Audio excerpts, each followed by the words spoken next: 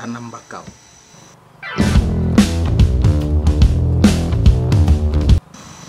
Membawa bakau, istri dan anak melewati jalan rusak bukan halangan untuk Pak Guntur.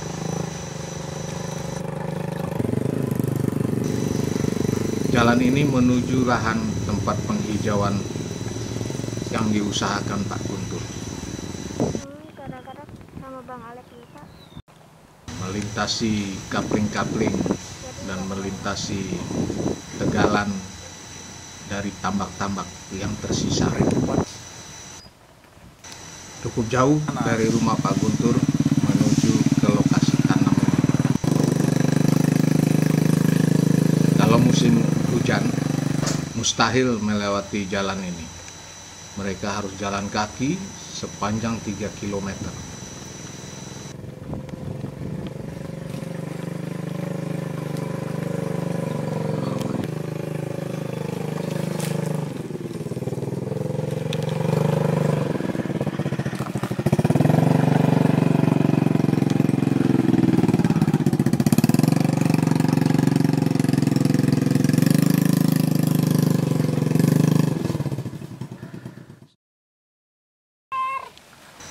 Pak Guntur membawa sedikit mangrove hari ini dari jenis bakau.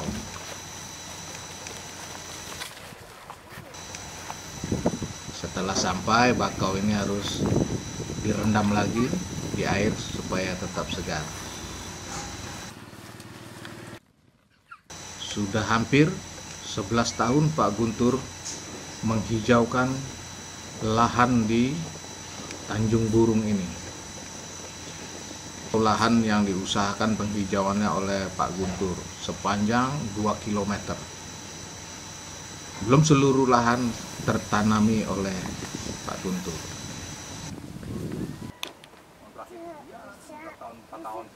Kiri kanan saluran air ini Kali Apur namanya nih. Kali Apur itu panjangnya sekitar 1 kilo yang kita tanam. Alhamdulillah 40-50% lah, masih lumayan bagus.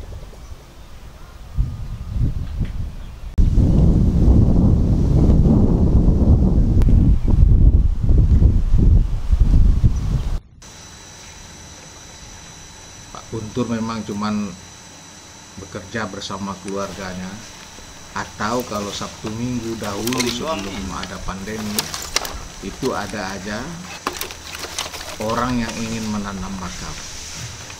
Tapi Pak Guntur bersiap-siap untuk menanam bibit bakau yang sudah siap tanam. Ada sekitar 30 batang yang harus ditanam. Nah, mereka satu keluarga ini gotong royong untuk menghijaukan kembali Tanjung Burung di lahan yang masih tersisa. Yang dikhawatirkan oleh keluarga ini adalah hilangnya lahan-lahan pasang surut ini karena proyek reklamasi dan pembangunan lainnya. Ini lahan yang masih bisa ditanam. Sebuah tegalan kecil di samping sebuah terusan. Bakau memang harus ditanam di daerah yang masih ada lumpurnya.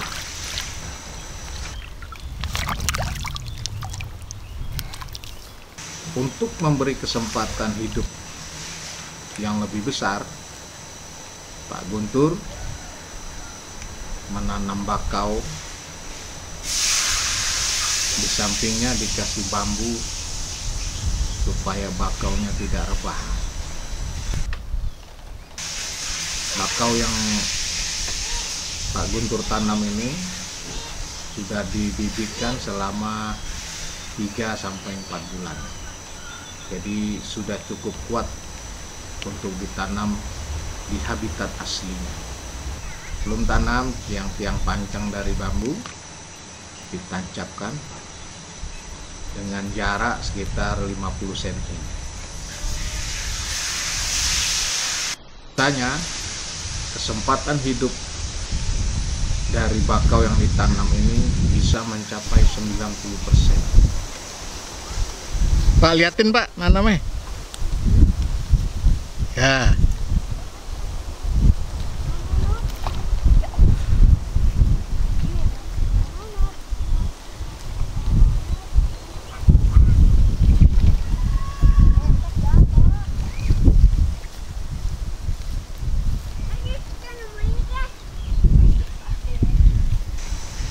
Istrinya juga ikut membantu, juga anaknya yang baru lulus SD, dan anaknya yang paling kecil main-main doang.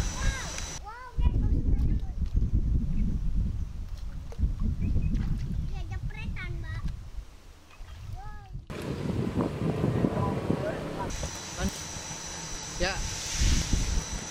Untuk mengikat bakau yang ditanam ini, Pak Guntur memakai sampah plastik.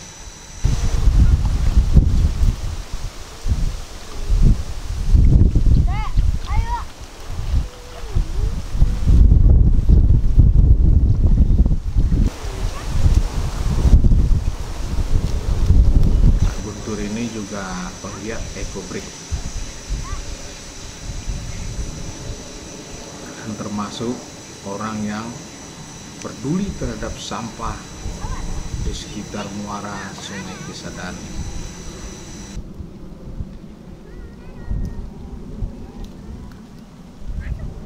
Biasanya Pak Guntur menanam bakau ini di pagi hari sekali atau di sore hari setelah jam 2 siang. Bahu-membahu mereka menanam bakau ini. Harapan dari penanaman bakau ini supaya daerah delta Sungai Cisadane ini kembali hijau seperti masa lalu. Harapannya setelah bakau ini cukup besar, udang, ikan akan kembali ke wilayah ini untuk bertelur dan berkembang biak. Nah, ini hasil penghijauan. Nah, ini lahan yang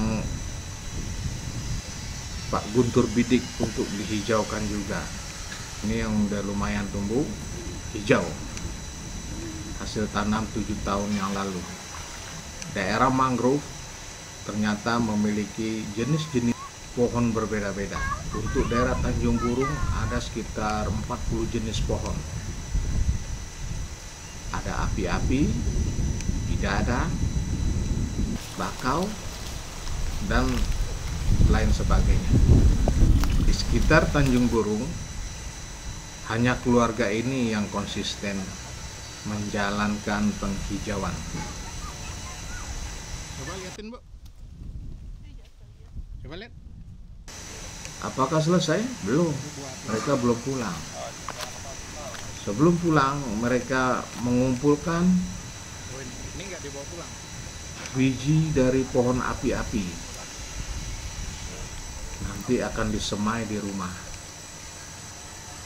Nah, ini buah dari pohon api-api. Bersama istri dan anak-anak ikut mengutin buah yang bisa ditanam, yang sudah bisa ditanam ini.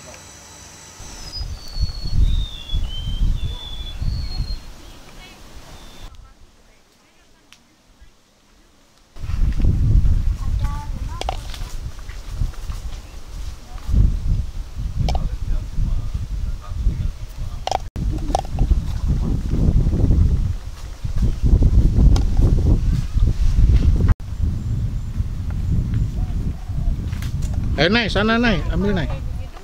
Ya, situ.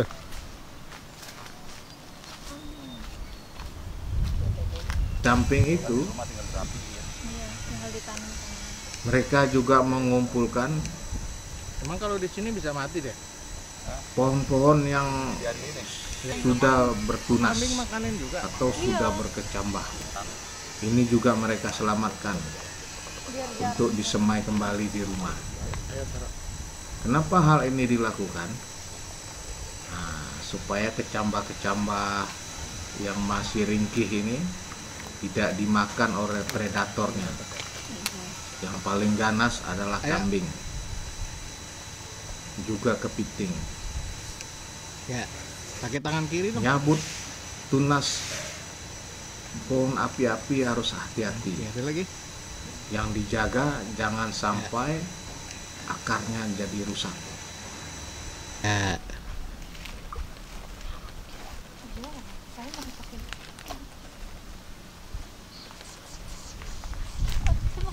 Ini bentuk dari tunas pohon api-api. 3 bulan ke depan pohon ini pun bisa dikembalikan ke sini kembali dan bisa disebar supaya lebih luas lagi daerah hijau di muara sungai. Itu deh. Taruh itu.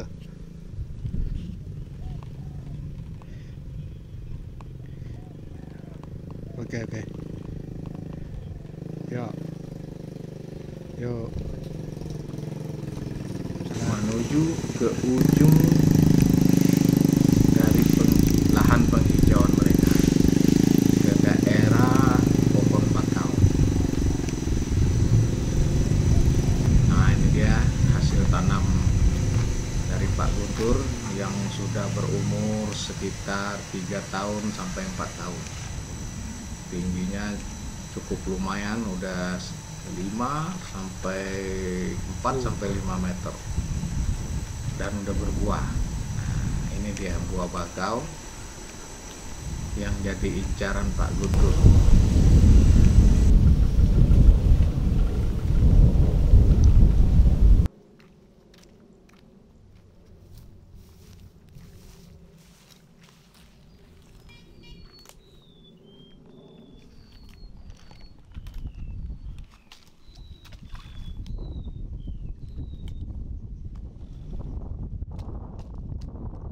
Buah ini tidak perlu nunggu jatuh karena udah cukup tua untuk disemai. Hati-hati juga ngambilnya, jangan sampai cacat atau rusak batangnya. Posisi gantungnya lihat tuh. Secara alami kalau dia jatuh, buah bakau itu akan nancep langsung ke lumpur di bawahnya secara alami. Tapi tingkat keberhasilannya tentu beda dengan bibit bakau yang disemai oleh manusia.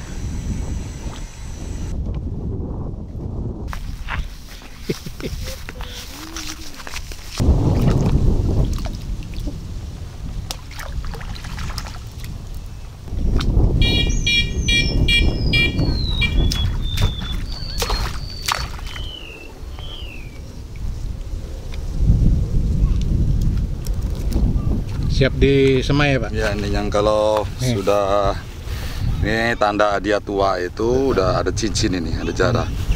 Ada jarak. Oh, ada cincin. Ini juga udah bisa, cuma belum tua banget ini. Tapi bisa. Masih bisa ini. Ini kalau yang udah kayak gini udah tua banget ini. Oh, gitu. Beranum ini. Ini namanya propagul ini. Apa namanya? Propagul. Coba liatin lagi, Pak. Kayak di atas ya. Ini Propagul. propagul. Berapa lama nih tumbuh akar? Ini tumbuh akar nanti di sini nih. Di sininya nih. Di sini tumbuh akar ada nih. Berapa lama? Sekitar 2-3 minggu lah, kalau udah kayak gini 2-3 minggu udah berakar dia. Sudah bunting istilah kita di sini. Awas, Dede terkunci kecemplung itu.